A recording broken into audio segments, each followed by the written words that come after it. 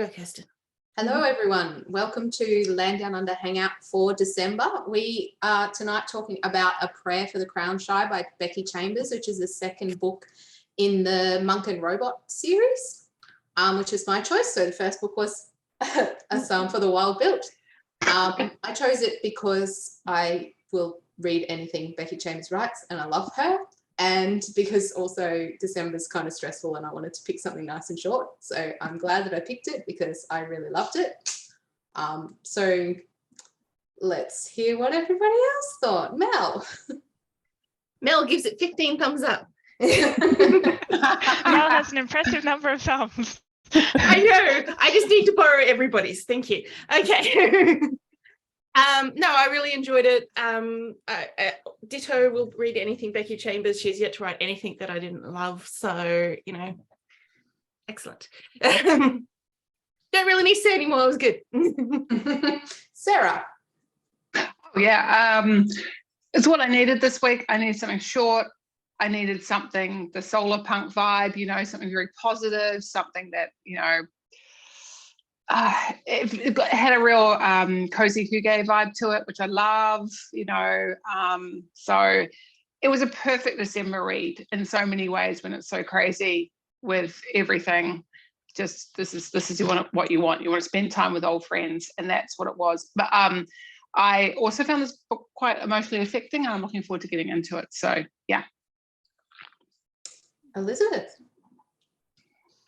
Yeah, I enjoyed the book. I did not love it as much as the first one, but I still enjoyed it a lot. I think some of it might have come down to the focus on people over place, whereas the first one is like a lot more about place. And the ending caught me off guard a bit, but I'm sure we'll discuss that. Cool. Bobby. I enjoyed it a lot. I think I liked the first one better as well. And I was like Elizabeth, I actually felt like the ending was rushed. So I'm happy to get into talk about that just because I felt like there was this, let's have a montage and now we're done, because she had to wrap it up because maybe she had to cut it off because it's a short story, like it's shorter than the other one. It's sort of how I felt, but I did enjoy it. So I was happy to read it, and it was good that it was a December pick. So it felt like a book, but it wasn't like a super huge investment of time anyways. Naomi. You say my name because that cut Yes. out. I'm sorry. Sorry, I did. I really enjoyed it. So I was talking to Karina about it earlier today, that, you know, saying that I really enjoyed it. And she's like, you didn't really enjoy the first book. I'm like, I didn't. I don't remember saying that.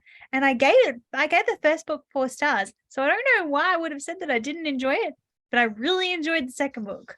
Like I very much enjoyed the people of it, and I actually really enjoyed the ending. Like I didn't feel like I would want more information than sort of was given in that ending. Like they were just doing their thing. It wasn't like it needed to be a super involved thing. I really enjoyed it. David. Yeah, I liked it. I don't think it had quite as much of a hero's journey thing as the first one did. In fact, I have been trying desperately to cram in ideas about why this is actually the Empire Strikes Back of the whole series. Just without, you know, the Sith and the badness and stuff. But no, it was. I don't think that it really resonated with me or felt as complete as the first one, but I still really enjoyed it. You know, it also makes me kind of, you know, is just going, you should be a vegetarian now. And I just want to start apologizing to my food. So, yeah, I liked it.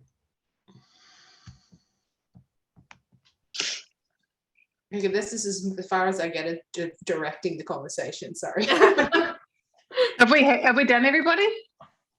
Yeah, I went in order of the pictures I could see. Okay, because I thought we still had one more person to go. Cool, great. No, because person went first.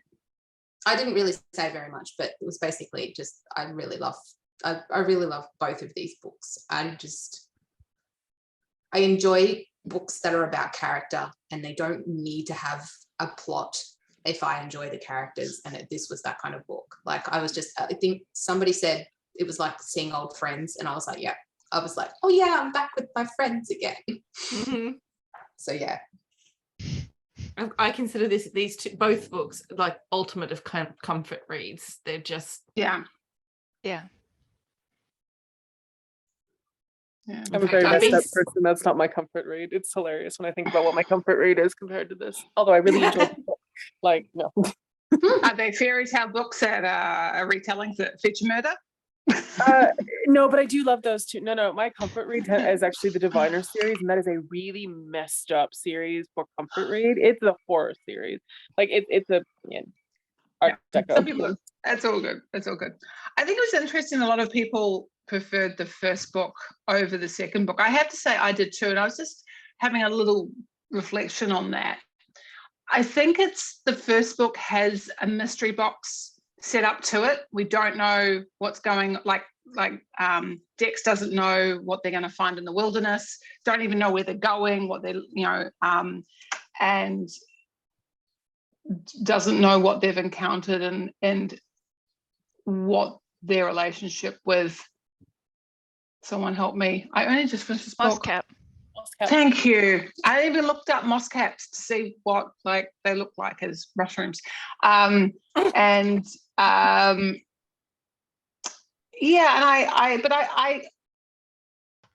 think that's because I'm quite drawn to that sort of soul searching part. And I wonder if it's also because this is sort of moss caps finding themselves story, whereas the first one was kind of Dex finding themselves. And I don't know, but I appreciate that kind of thing. If you can't keep doing the same thing, like explore something different. And that's I'm glad that the author took it in a different place. I know why, and I think that's my reflection on why I preferred the first one, but I'm glad that it's not just the same thing, as it were. That makes sense. Yeah. It's always good to try different things and explore different parts of the human or robot psyche. Did anyone else have any thoughts about why they preferred the first to the second that maybe are a little bit different or build on what I said? Well, I Go ahead, think Naomi. sorry. I actually think I preferred the second book to the first book because I prefer stories that are more people driven or more personality driven. And that first story was good, but it was like I think it was Elizabeth said, it was more place driven, and it was more about what they were discovering about places and that sort of stuff. And I think that's why I didn't enjoy it as much. I still obviously enjoyed it because I gave it 4 stars, but if I thought about it, I probably should have reread it before I read this one, because I remembered them, but I didn't remember them. And like as I was starting to read it, I was like, oh yeah, it was like going back to talking to a friend you haven't seen in a really long time. It was nice to just get in and hear a new story about what they're doing. Like, like we all have friends that don't live in the same city as us or live really far away, and just getting to catch up with that person and hearing about what they're doing and what they've been exploring and learning and thinking. It was that kind of feeling for me. And I think that's why I enjoyed this book more. I love the way you said that. Like, we aren't all exactly that. You know what I mean? Like, I know. I was just kidding. I was friends that aren't in joking. the same city that we don't see all the time. Like, Yeah, I know. I have a best friend that I grew up with as a child who lives in Melbourne. We only see each other once a year. We probably don't talk to each other as much as we should, but like every time we do talk, it is that sort of feeling of, hi friend, we haven't spoken in a really long time, but I'm talking to you like I spoke to you yesterday, and it's like nothing's been missed. And I want to know what's been going on in your life, and it doesn't feel weird to share sort of really close, intimate things with you, even though we haven't spoken in a really long time, because I know we're just that close. And that's the feeling this book gave me, that it's been a while, but going back in and learning about them and, learning about Dex's thoughts about, how he's feeling about how, what his tea ceremonies really do mean to him right now, and and that sort of stuff. Like, it was just, I really enjoyed it, and it gave me that nice warm fuzzy feeling. It was also nice that it was really short because I did not read it until today. Good It's work. definitely short enough for in a day. Well done. One thing that struck me about it is that like going around from place to place and meeting lots of different groups of people and having different experiences, it felt a bit episodic in a way that reminded me of A Long Way to a Small Angry Planet, which was lovely, but it didn't have quite the same power to it that the first book had, or yeah, so I think maybe that was a little bit of it. No, that makes sense too. Sorry, Swan. That's right. No, I was thinking, and I mean, to be fair, like I did the first half or 2/3 of this book several weeks ago, and then I finished it last night. So maybe I am a bit cloudy about what exactly the point of view, which points of view we were getting. But I feel like this book was about Moscap. I didn't have a problem with that. I was quite happy to hear about Moscap's journey. That's fine. But I think maybe it felt a bit jarring to me that we see Moscap's journey, but we don't see it through Moscap's eyes. We get that through Dex's eyes. And I think maybe I would have loved it as opposed to just really enjoyed it if I'd gotten to see this through more of Moscap's point of view and perception. Because the first book was through Dex's perception as well, how they were feeling, what they were processing as they were, and how they were experiencing the world and being in those places, which I quite enjoyed. Whereas this one was watching Moscap, but the whole thing was about Moscap, but it felt very much filtered through the other character. And again, maybe that's clouded over because the first 2/3 of the book were a few weeks ago. No, I think your observation is really good and totally on point. Where I disagree is in like wanting it from Moscap's perspective, because I think Becky Chambers is making a really deliberate decision not to do that. Probably. Because you don't want to, like, especially in the way this world is set up, you don't want to humanize characters that are not human, if that makes sense. So I can understand steering clear of Moscap's direct point of view, but also, like, there are things about Moscap's journey and way of looking at the world that is impacting on Dex in it, because, like, clearly, like, their journey is not over in that sort of sense, and so that way you get Moscap's journey, but also some of that internal stuff still going on for Dex. So that was, I mean, I think it was well handled, but I definitely, like, it's tricky. Like, it's got pros and cons. Yeah, I mean, to be honest, I don't know if I agree with you about this not humanizing things that are not human, because there was a lot of time spent on, I mean, and this could be because it's coming through the filter of a human's eyes watching the robot, but there's a lot of observations of Moscap's facial features and how and the humanistic way they are responding and they're thinking through, and some of these, like, connections that they're making, and the way it's written. Like, some of the more emotionally, like, driven, like, the very emotional things for me were like Moscap observing the children and going, oh, but that's sad that this child doesn't have a memory. Please make sure they have a memory of me. Like, that to me was very human for some, if you're making a point of not doing this through a non-human eyes, and to avoid humanizing it, that's an awfully human, like, as if it's learning to be human because it's around humans. So I don't know. Well, I mean, I see there's what you're balance, saying, like, but because this is still like Becky Chambers, and all of her characters are relatable when they're not human. So I don't know, there's a balance there to be struck. I don't know. Yeah, I mean, if you think about the last book of the Wayfarer series, I'm sorry, I cannot remember what it was called. I haven't read any of them, so it's okay. Right, well, I will still read them even if you spoil it. Don't worry.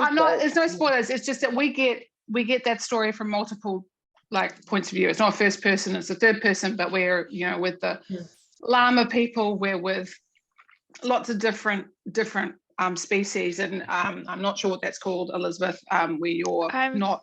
I can Sorry, remember the title of every other book, but I cannot remember that one. Yeah, but that thing Galaxy you're not in the ground Galaxy in the within. ground within. Thank Yes. you, Mel. Thank you. But you know, we're with different characters, and we're not first person, but we're kind of, you know, in their thoughts. And I think I hear what Elizabeth's saying. I think that's it was a really interesting observation to say, if this is a world where the humans had enslaved robots until the Great Awakening, and then that kind of trying to be respectful to it. I think that's I think it's definitely, like you said, Elizabeth, it's been thought through. I think what's interesting though is that I think what we've identified is possibly that's why, when we know this is Moscap's story, but it's from, you know, whereas we kind of had Dex's sort of contemplation, this is Moscap's contemplation, and this one,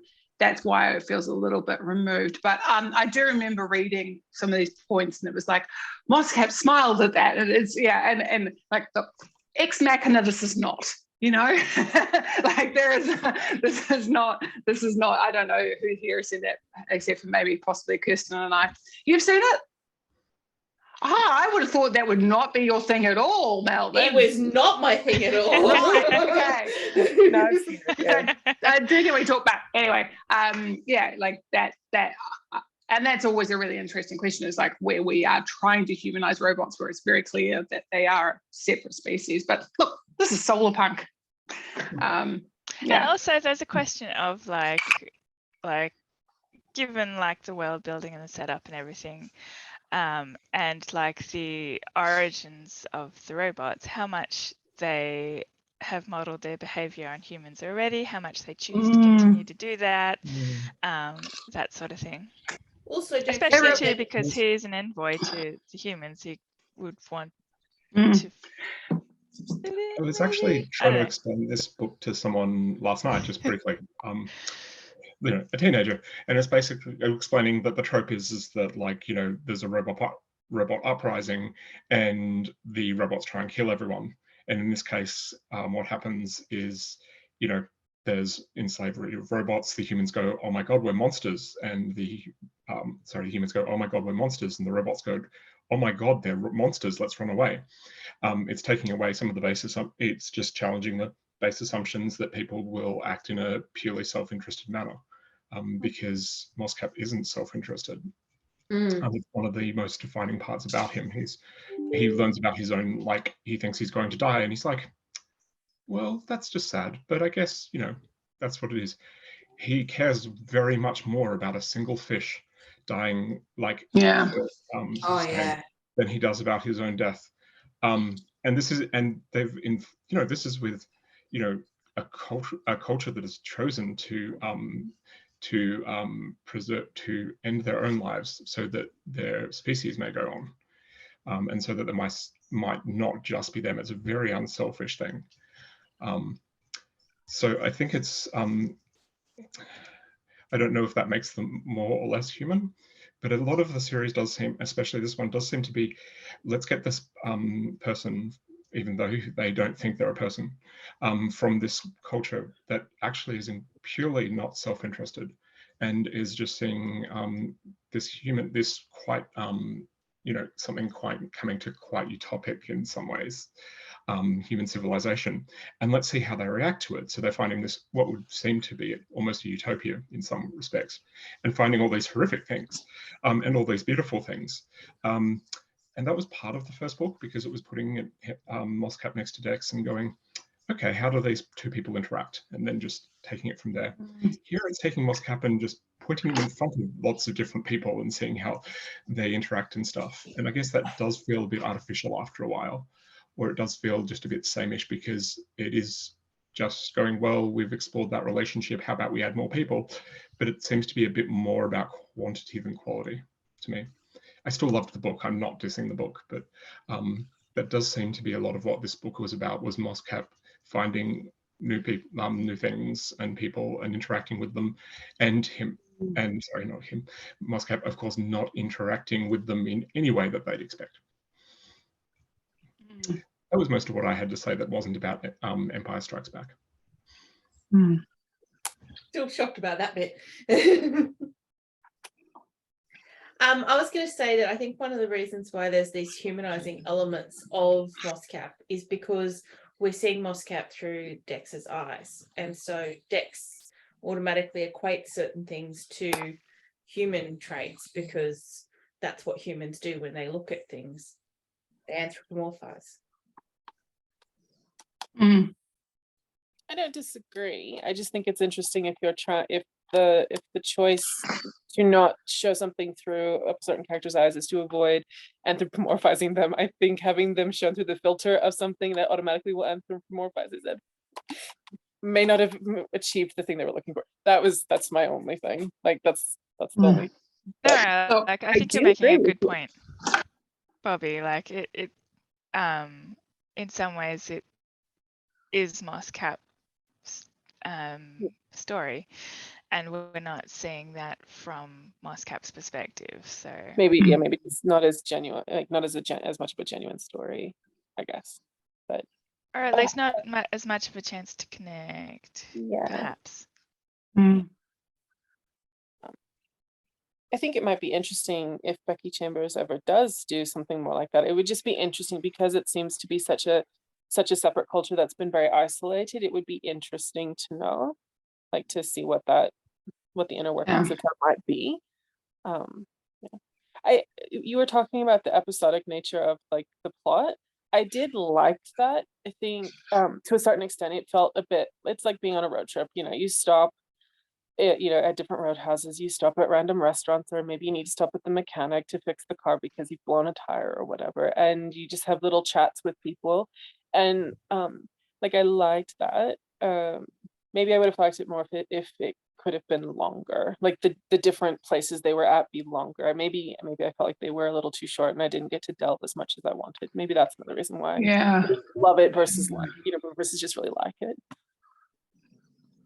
Oh, that fish episode was extremely effective. Yes. And reminds me why I'm vegetarian. Yes, true. I thought of you when I read that, but I was like, yeah. Although interestingly, they said later that there was nothing had been butchered, so they were eating vegetarian, and then they were sent off with chicken sausages effectively. So I was like, okay, so how do they off the chickens, because they just let the fish die? They didn't want to bludgeon it. So I just thought it just kind of threw up more questions than I was thinking. Then because I remember thinking, oh, okay, so this is because there's a way of, to their mind, making it happen humanely. And then I just was like, okay, that's interesting. Sorry. What was I going to say? I had a thought. Who reread the book before they read this? I wish I had, and I didn't. I did not, and I think maybe I should have actually. Yeah. Me too. Yeah, because there were bits where they were referring to Dex was speaking, especially in the end, about their time in the monastery. It was a monastery. Was that correct? Yeah. Yes. And saying, when you found me, I was like going, dang, I wish I'd gone back to that and reread it, because it was also these clues of, I was like, oh yeah, it reminds me. Yes, it was very much about them finding themselves, and like, why did they lie to their parents, their father? Why were they off the trail? And I didn't really remember the details, except knowing that they just wanted some time out from the world, if that made sense. And just, and I don't know if that's accurate or not. I just kind of had a feeling, but I thought it was interesting. Yeah. I mean, like the base kind of excuse was that they were looking for crickets. Keep on going. Gotcha. I'd like to live in a world where when you want to, you can go look for crickets. Like That would be great. that would be great. Absolutely. That's it. No. Kids. Oh. Yeah. I also thought it was interesting. I just had a joke to make when you were saying that, I can never say that word properly, especially after a few failures. Anthropomorphous. Thank you, Moscap, because in my head, Moscap looks like Bender from Futurama. So, it's like, big smile. that is the robot in my head. Yeah, and when they were when they were putting stuff in his like chest cavity or like in his body, I was like, what does it? I want to know what it looks like inside. Like I want pictures of what the characters look like and what like this robot looks like. I want to be able to see it because my brain pictures something like Bender, but I'm like, that's not what it is because they're like put together with spare parts. Like it's not like it's all being cleanly built in one sort of robot. It's they've been made with spare parts from all sorts of different robots. So do his legs match? Do both arms match? How do they move? How like and inquiring minds need to know. I was really just picturing just very patchwork all over the place. But as for what is Moscap made of, given some of the descriptions, I'm pretty sure that Moscap's brain is made of bees because there's increased buzzing and sounds and stuff when he's thinking He's so afraid of having anything organic in really him. strongly. Like he's so strongly against having anything organic. Like when they were going to print that part. That's what the bees want them to think. Like the bees are I really enjoyed the way that whole part of the story played out, where how respectful Dex was about Moscap's, autonomy in that situation, and how not pushing Moscap them was like, into.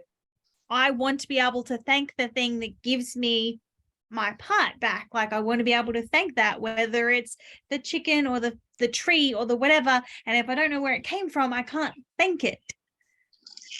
Yeah. It was just really lovely. And it was very funny where it's like, congratulations on your sex. I knew you would like that, Sarah. I read that and I immediately thought of you. Yeah, because you know what I thought? I thought, I can't write shit that funny. How am I going to write shit that funny? I need to figure out how to write things that funny because that was hilarious. Oh, and don't forget Ms. Amelia with all her pornographic books. I actually took a photo of my favorite line in the whole book, which was when Moscap said to Dex, I wish I could borrow your eyes for the day and see what that's like. Please find a less creepy way to phrase that. Yes. It was perfect. I read it and I took a photo of it on my phone because I was like, I need to remember this line so I can say it tonight. Because it is by far the funniest thing I'm going to read in this book. And I was not wrong. Other than the congratulations on sex. That was definitely a good one. It also has like an excellent like opening line and the dedication is on point in the book. In fact, both books have been just like really lovely on that. I think was that poem, like the piece of prose? No, the dedication no, that wasn't. For anyone who doesn't know where they're going. Oh, nice. But the prayer at the beginning was also really lovely. Yes. The actual first line is, the thing about fucking off to the woods is that unless you are very particular, very rare sort of person, it does not take long to understand why people left said woods in the first place. Which is just, and so very true. I totally felt that. So true. So true with Dex about like, I need to have a bath. Yeah. I like to be able to have hot water and like plumbing, like just plumbing in general, being able to just go to a toilet and then wash my hands. Like but going back to Moscap's witticisms, I thought that the story does a really lovely job of capturing both the good and the bad of traveling with company. Mhm. or Yeah. like having a roommate or something. Mhm. Yes, Like- yes, the bit where Moscap had finished reading the book and had been waiting for hours for Dex to wake up so that they could discuss it. And Dex is like, I haven't even had coffee. Can you just Yeah, stop? I felt it in my bones, that one. Yeah. From both love that- sides, from both I love that sides. Dex was like, I need tea, I need caffeine, I can't with you. I need to eat breakfast. Mhm. Please leave me alone until I've had all the things that I require, and then we can talk about this existential crisis that you're currently having. Yeah. Yeah. But That also, reminded like, me. It's sorry, pretty much go just on, parenting Sarah. right there. Like, Yeah, I was just going to say it reminded me of kids and like what we were like as Mm. kids, because we were always up early and like, I need to talk to you really importantly about this thing. And your parents are like, I just want to have a sleep in. Like, I just want to like, so yeah, that was my only comment about that. As I thought it was because Moscap's so like a child. So I thought that was really beautifully sort of observed. Although I do this to David a lot. I try not to, but like, yeah, he sleeps in. I'm usually up a couple of hours beforehand. So my brain's been going for a couple of hours, and he's like, "Leave me alone. I'm trying to do I've been the morning asleep half things." an hour. Sorry? I've been asleep half an hour. And Bobby will come in and start talking to me as if I'm awake. But then there was the good side as well. Like Dex jumps in the shower and has forgotten their towel. But Moscap, realizes and brings one over without having to be asked. And it cooks was dinner nice. at times and things like that too. Cooks dinner, Yeah. even though Moscap doesn't eat. Yeah. And I like when they got to that first village, got to the stump, and Moscap sort of asks, what do you need? And people start asking Moscap to do all these jobs. And Dex is like, wait, are we using you? Are we like, and Moscap's like, no, this is good. This is what I wanted. And in the end of the day, it was what they wanted. Like he got the Pebs, Pebs. Short for I pebbles. really liked that. and was like included in society. Like, after talking with Dex, realized that, hey, these people are including me in their society. Like, they're not just seeing me as a object, which Moscap sort of kept saying, I'm an object, I'm a robot. But they were included very quickly into society, which I think was really lovely. Like, I think I really enjoyed the whole thing with the PEBs and the way that monetary system worked. And I think it's incredible how much world building Becky Chambers has been able to get into 2 very, very short books that the world feels really fleshed out. Like, I've read really long books that don't feel as fleshed out as this does. And I really, really enjoyed the way that, the way that system made so much sense. I know it's that very solar punk like, it's very idealistic. Idealistic, But I still, yes, I it's still think, but it's sometimes you just want some idealism, Yeah. Like, That's the point of why this book feels so good to read, because it makes you feel happy and hopeful and recognized for the good parts of humanity and things like that. My favorite bit about the PEBs was the fact that, first of all, it wasn't money at all. It was supposed to be more of a recognition system. But the whole concept of the fact that if someone was in the negative, it was something that just happened from time to time. But if it was a serious one, that it would be just a way for you to be aware that maybe you need to check in on that person and see how they were. And I think the public element of it would be something that they're obviously used to, but that we would probably struggle with. But there's a lot of elements behind it that were particularly really nice. Yeah, I like that too. I highlighted that. Sure, but in exchange is what you get out of the interaction, even the smallest ones. Everything has a give and take. I highlighted that because I thought it was nice. I still kind of was like going, are some things worth more PEBs than others? Like, did we just start? But like, because I'm like, there's a reason we gave up bartering and moved to currency all those years ago. It got very confusing. Yeah, but it was lovely. But The Economist to me did struggle slightly.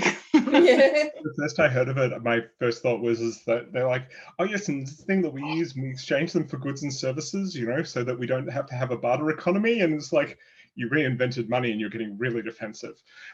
Yeah. It's sort of bartering meets currency, somewhere in the middle. It's like, oh my God, we didn't, no, it's not money. It's definitely not money. And I was so like, it's not money. I'm like, and yet it's sitting on your calculator that lies here. because in reality, it's was- all about the culture and how it interacts with. Exactly. And I did think it was like there was some really nice points there about, you know, there's a word for universal living, you know, like everybody needs healthcare, everybody needs food, everybody needs shelter and that type of thing. So it's that kind of, you're not ever going to get penalized for needing those things. And that the community and society will call you out for it if you are taking more than your fair share, which I thought was really nice too. I actually really enjoy books that have that kind of system of like, you work a job because that is the job that you want to do in society.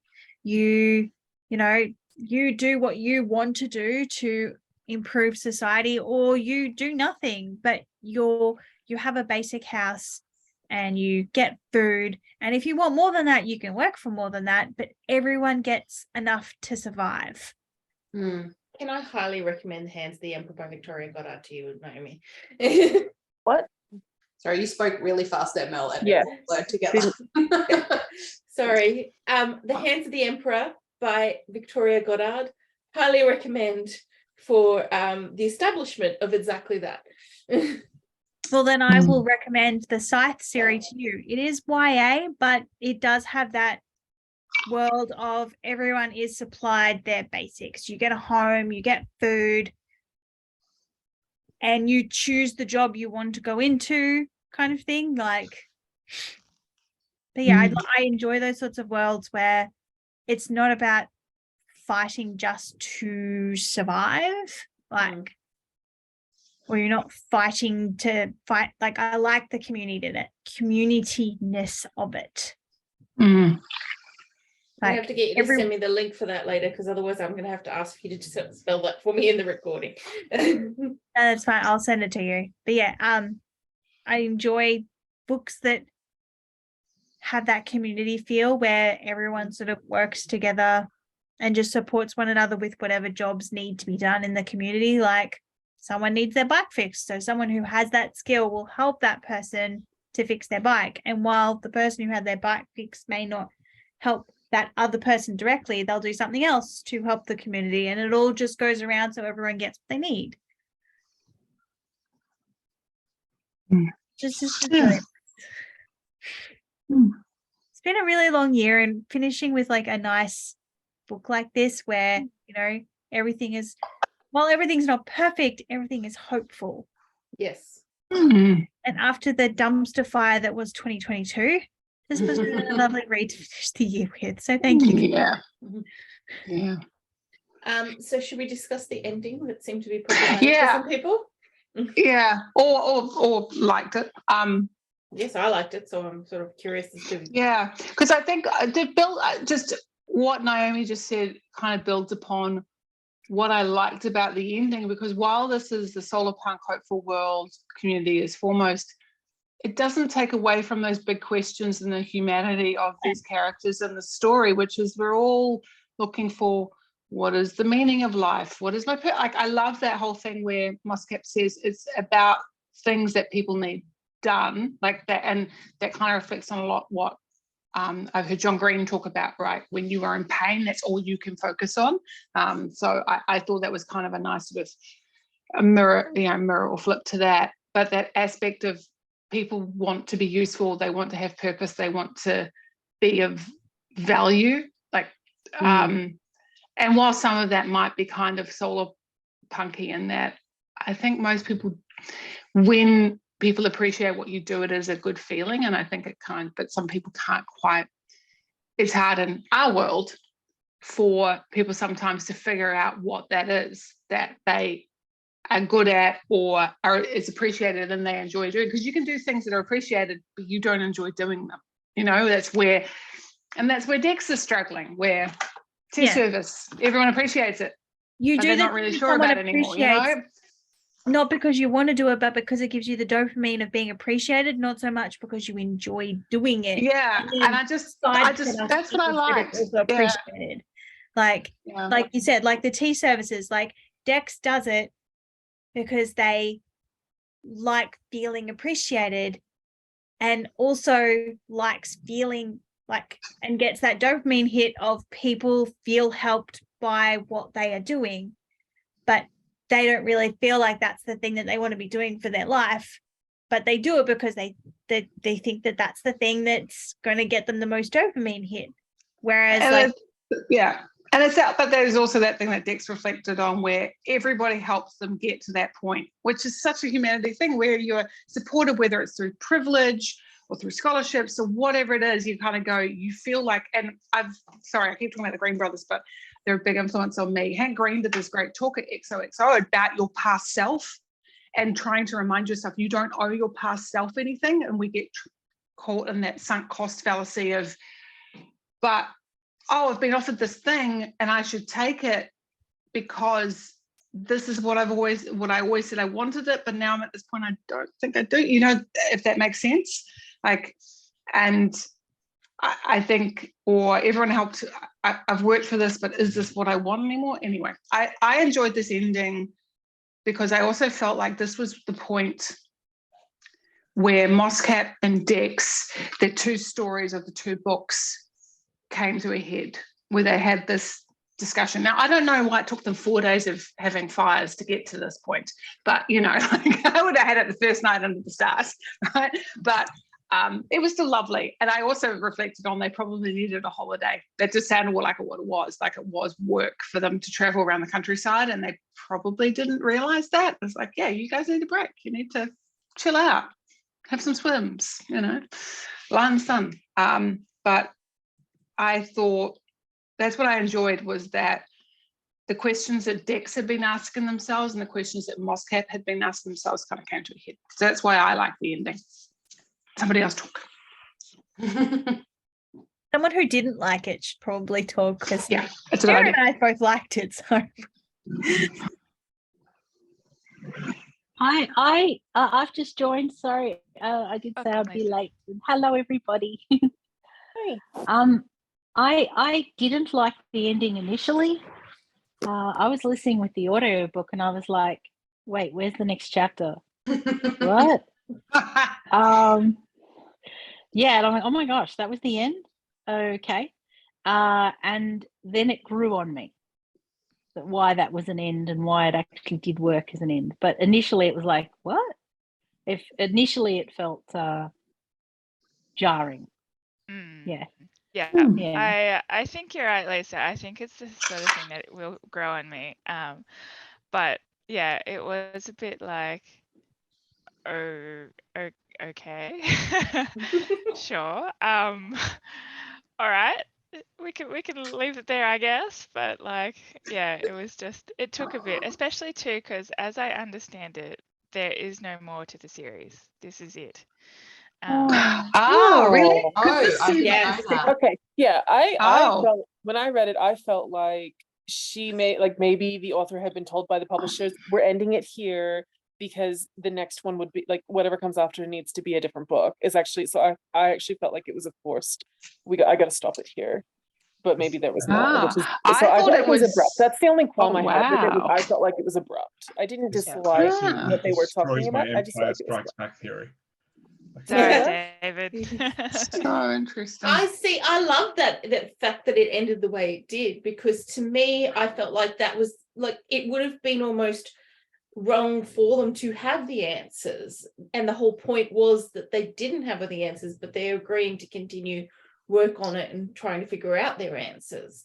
And that to me was just the beautiful part about it. And that's why it felt so complete and the perfect ending for me, because I was like, it would be wrong to sort of assume or to try and tell a story that showed you getting those answers, because the whole point of those big questions is that you don't always get there, and you get it to an answer for a while, and that answer changes over time. And to me, that's why I really enjoyed that ending.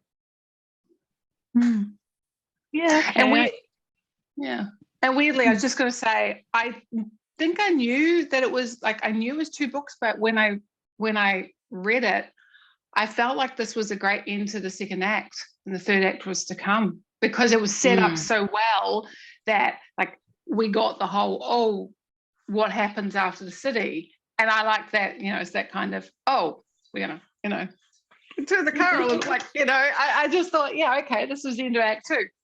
But if Yeah, it is no, the that's end of exactly what it was for me, Sarah. Like, Yeah. like it does feel like the end of Act 2, and then, but that is the end.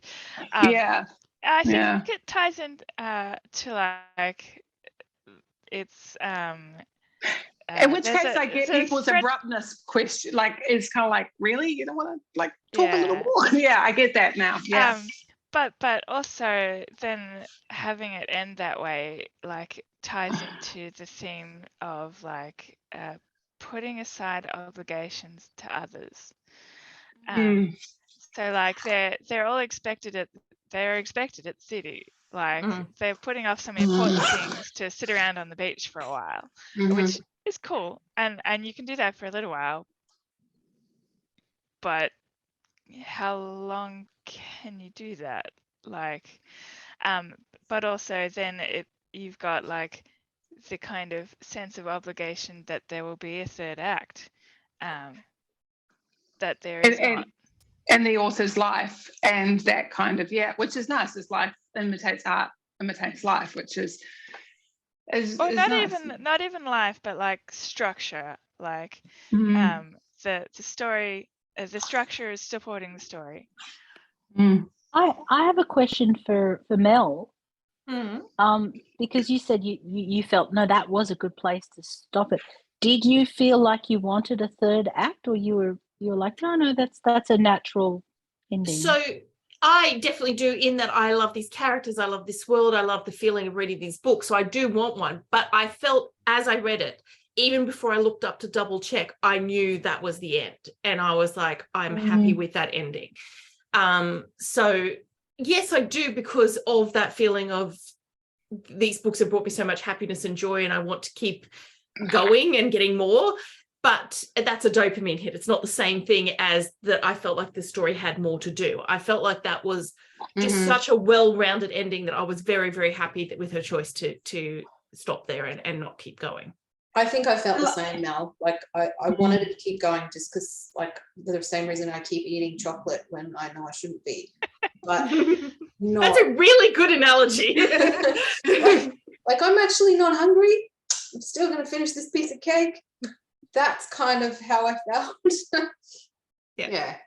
And I really liked, after that conversation, the phosphorescent scene. Like, that to me is that little nugget, that little button on the end that I do feel I'm okay with, if that makes sense. It's not like we just ended the like they found joy, and their spontaneity led them to something they wouldn't have experienced otherwise.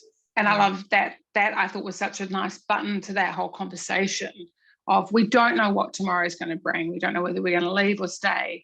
But here we are in the moment, enjoying something that doesn't happen all the time, that we wouldn't have had if we hadn't just gone that way. And the other part of the answer too, Lisa, is that I will pretty much at this stage read anything Becky Chambers puts out. So there will always hopefully be more Becky Chambers books, so that there's still that to look forward to. It did occur to me. It did occur to me with the ending that, as someone who has experienced like burnout as a result of myself, as a result of just following a road that seemed to be like a road in life, shall we say, a path in life. This is the way I need to go, and then suddenly realizing, wait, how did I get here? I didn't actually want to be here. That in my case, to get a perspective of understanding around that and to get to a new place probably took me a couple more years of distance perspective maturing, perhaps, and maybe that's what Dex and Moscap might need. And that means that if it's any reflection of Becky Chambers' life, then she might also need a few years to even be able to come back and write a third one. You know, that it feels like if at some point there were a continuation of the monk and robot story, it might come in several years have passed or something, you know. Or it might be a whole other story on Panga. I love the place. It's one of the things I loved about the Wayfarer series is that we were in the universe, but we were different characters in different parts of the story of what had happened in the past and what had gone before. And I'd be more than happy to be back on that planet with other people enjoying their stories. And if that's what she's got in store for us, I'm here for it.